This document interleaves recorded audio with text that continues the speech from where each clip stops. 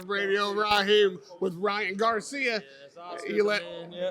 Here we What's go. up? See, look, What's it's up, all man? kumbaya right Yeah, now. It's all good and dandy.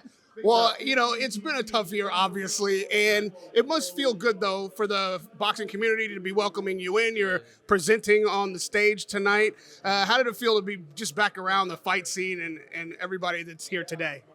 It's really cool. I mean, something that kind of missed, but I really do miss being in the ring more. It's cool being around everybody, but watching everybody continue their careers while I had to wait, sucked. But now I'm here and talking business and ready to fight again. Speaking of business, I was surprised, actually, that Devin said the only road back is through you. I mean, that's not a quote, but he said this is the fight he wants. This is the only fight for him next. I mean, are you surprised by that? No, I mean, the only way he's going to get any respect is to fight me again and try to do better. So I could see why he would say that. But for me,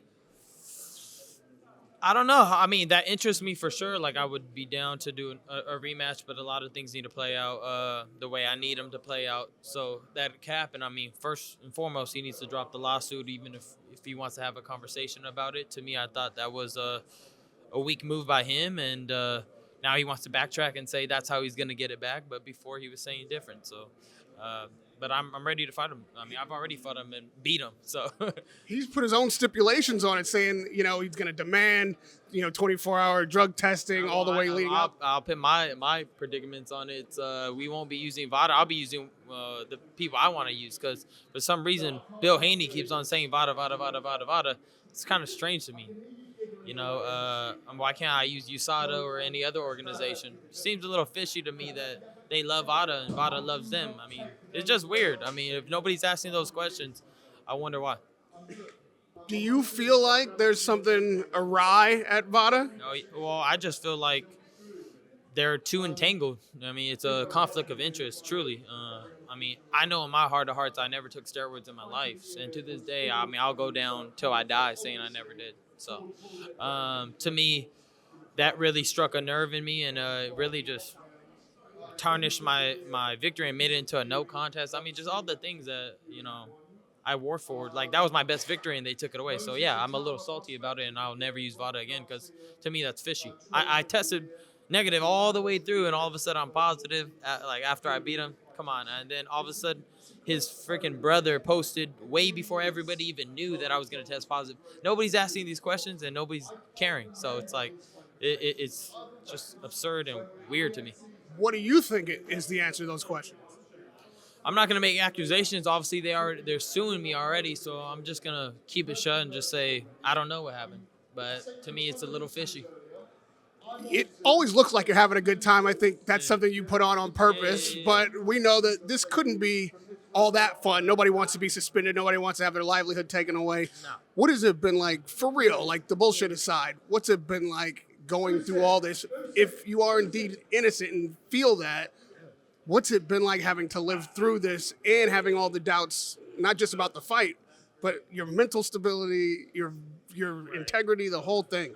I mean, it's been tough, man. I've had a tough year, regardless. Regardless of this situation. My mom had been diagnosed with cancer in the same year, and just a lot of things in my personal life. It felt like one thing after another, and then, I mean, for me to be here and just kind of trying to have a good time, it took a lot of work. So for me, I'm happy I'm here. I'm dressed up. I'm excited to see everybody, but really, I'm still a little salty, but. Things move on, and you got to just continue life. And like I said, I'll be ready for whatever happens. It's looking like I'm going to fight Teofimo Lopez, so that's good. I've seen him today. It's a little strange, but other than that, he's ready to whoop his ass. Well, wait a minute. It looks like you're going to fight him. What's giving that look? I don't know, man. You just got to wait. You got to wait and see. All right, before I let you go. But after I do fight him, I'll be the first one to fight all three of the, so-called, four kings. I'm the only one that's fought all of them. Tank, Devin, and Teofimo Lopez. So, I'm out here actually throwing it down with everybody.